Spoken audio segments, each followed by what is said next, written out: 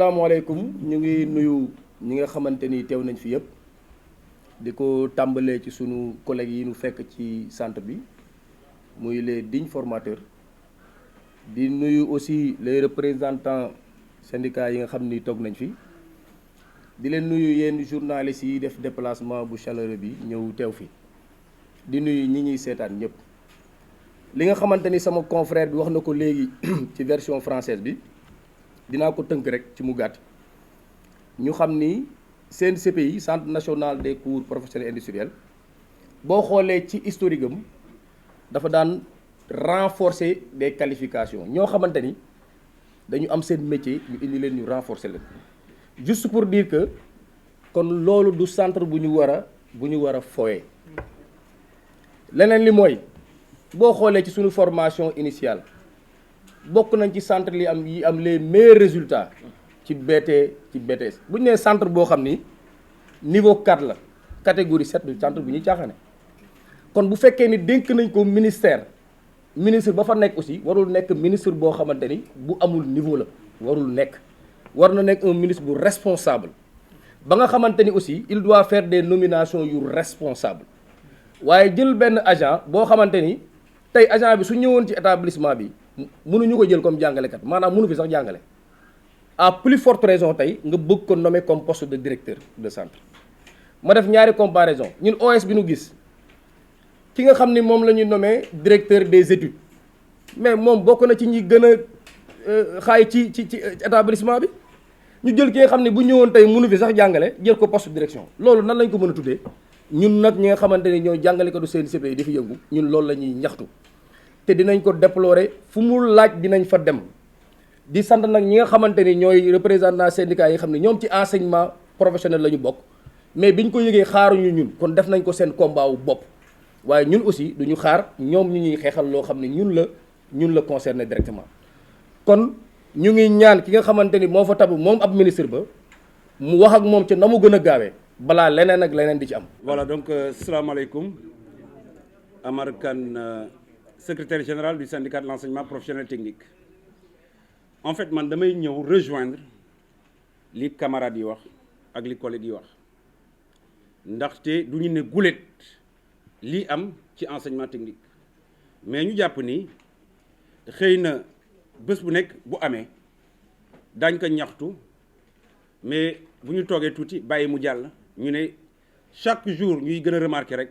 ne ñoo ngi dugg ci guuta bii nag li xew CNCPI dafa jéggi dayoo ndax lu tax mu jéggi dayoo mooy dañoo bëgg fu mu toll nii yàq carrément li nga xamante ni moo am ci système bi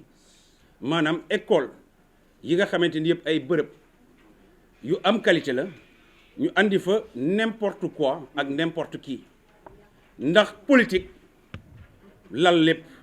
te loolu dama yaakaar ni du ñu yem rek ci dénoncer du ñu yem rek ci naan on va demander l'annulation ñun yemuñu ci demander maa ngi koy wax bërki dem ma ni leen ku nekk yaay am sa fulla ak sa fayda bu xeex jotee nga xeex ko te maa ngi annoncé ne je l'ai déjà dit à Cheikhouna qui me représentait ici man leen xeex bi du sur le terrain rek lañ koy yemale parce que même d'un point de vue judiciaire nous syndicat de l'enseignement professionnel on a déjà enclenché une procédure d'annulation devant la Cour suprême parce que dañuy wax ni booy liggéey ku dëgër bopp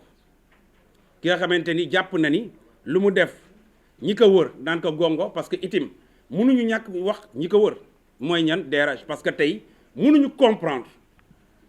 lu mel noonu mën a génn ci ministère te amul opposition d'une direction muy DRH parce que am na texte yi nga xamante ni ñoom ñoo tënk nomination amuñu benn lu ñuy contrer instituteur il faut le dire une fois de plus du instituteur bi mu doon moom moo tax ñuy wax mais niveau bi nga xamante ni moom la ñuy am ci école bi moo tax ñuy wax donc ñun ñu ne lu mel ni du ñu yem rek ci di ko dénoncer mais dañuy continuer xeex bi aussi bien sur le plan médiatique mais aussi sur le terrain et sur le plan judiciaire maanaam du ñu bàyyi dara parce que dañu ne lii moom bu jàllee gàcce la ci ñun kon soxlaatul sax ñuy continuer di mener ay combat ba tax na ñun ak suñu équipe syndicat enseignement professionnel technique prévoir nañu déjà parce que dañoo dégg ni lundi lañ ko war a installer à 10 heures man nee naa samay militants lundi à 9h30 nañu ñëw fii la ñuy defee suñu AG parce que école bi il est hors de question même muy dugg bureau ba ñu naan dañ ko fi passation moom dama koy wax fii mu leer du fi am passation du fi am xanaa ñu def ko ci taliba mais ci biir école passation du fi am parce que ñàkkuñu fayda ba di bàyyi yenn yi di jàll après ñuy topp ci ginnaaw nous sommes républicains certes mais dafa am li nga xamante ni itam suñu fulla ak suñu fayda ak suñu ngor moo ñu ko may ba nga xamante ni duñu nangu yenn yi ñuy wax nag devant l'opinion que en réalité li daam wax dama koy confirmer ak Abdourahmane ak ñeneen nekkul lu bees tey bu ñu xoolee da ngay xëy suba rek ñu nomel la benn directeur def nañ ko ceeb def nañ ko Gaaye def nañ ko Sédhiou def nañ ko Goudiri def nañ ko mu mel ni donc lu ñu commencé tàmm la biir ministère ñun nag dañu ne lu ëpp tuuru te jamono ji di ëpp na du ñu bàyyi ba muy tuuru donc li ñu mën a wax mooy xeex bi tàmbale nañ ko te duñ ko arrêté lu dul mu annulé ko topp li nga xam ne moom la texte réglementaire yi wax amuñu lu ñuy négocier amuñu lu ñuy waxtaan amuñu lu ñuy ñaan parce que c'est pas une demande ça aussi il faut que mu leer maanaam demandé wuñu mooy dañuy ñaan fii exigence mooy lan nañu respecter li nga xamante ni moom la texte yi wax buñ ko defee jàmm na ñooy buñ ko deful nag nañu jàpp ni CNCPI comme yeneen écoles yi fi nekk yëpp daañu gën a taxaw ba nga xamante ni jàngale moom enseignement technique kenn dootu ko waxte ba lii réglé wu parce que yaakaar naa ni tey jii nii tollootuñu fi nga xamante ni dañuy comme sama xarit daam ni mu koy waxee dañuy layam weesu nañu foofu jamono ji jamonoy xeex la ñu toll te yaakaar naa ni sumb nañu xeex bi te duñ ci taxaw benn yoon maa ngi gërëm ñëpp di sant ñëpp di remercier aussi les collègues di remercier aussi mes camarades syndicalistes yi nga xamante ni mobilisé lii rek day wane ni en fait ñun ñëpp benn lañu mooy lenn rek moo ñu amal importance mooy le devenir de l'école saa yu ñu jógee muy daam muy Abdourahmane muy keneen ak keneen li ñu amal solo rek mooy école bi nañ ko teg ci yoon ku nekk mën a gis boppam ku nekk la mu mérité mu jël ko ñun loolu la ñuy xeexuñu Mademba xeexuñu Masamba maintenant nag boo demee ci ministère fekk fa DRH bu incompétente fekk fa ñi nga xamante ni lépp leen fa teg si dunguru la ñooñu c'est tout à fait normal ñuy def yenn erreur yi parce que erreur mënut a weesu nomination bi je ne dirais même pas que c'est une erreur c'est une bêtise parce que erreur njuumte la mais lii bêtise la donc ñun li ñuy wax mooy tàmbale nañ ko duñ ci dellu ginnaaw duñ ci négocier li ñuy wax rek mooy nañu respecter texte yi dindi ki nga xam ne moom lañ fi teg ñu dem vers la nomination d'un directeur qui répond aux critères pour diriger un établissement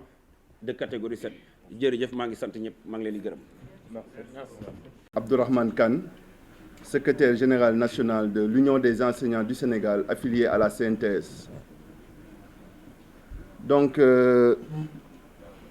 nous vous saluons, chers journalistes,